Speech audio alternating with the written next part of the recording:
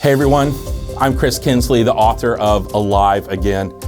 You know, when I considered writing this book, it was kind of in response to some things that I feel in my life and the life of the student that I have living in my household and in the lives I see in many of our student ministries. And that's this, is that Easter obviously happens every year.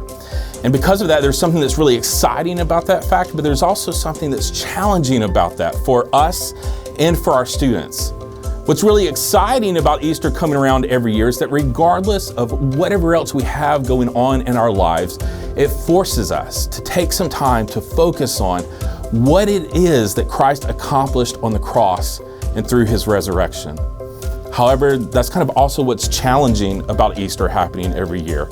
Because it comes around annually, we're so familiar with the story. We've heard it over and over and over, especially because the message of the gospel contained in the Easter story is not something that we just restrict to talking about at Easter. We talk about it throughout the year, as we should.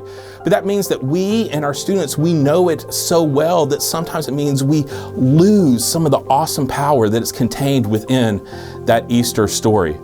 Not only that, but all the other things that surround Easter and culture may not be the things that are most appealing to our students. You know, you think about Christmas, which also happens every year, and Santa may not be the thing that our students get excited about, but there's other things. There's the parties, there's the decorations, there's the presents, obviously.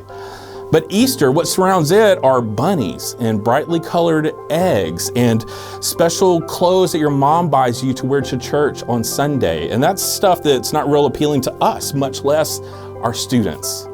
And so in writing Alive Again, I wanted us to look at this familiar story of what Jesus did in that final week of his life here on earth and consider it from a fresh perspective, to not only reflect upon and remember what it is that Jesus said and did that week, but to really consider then what does that mean for us and how we live our lives today.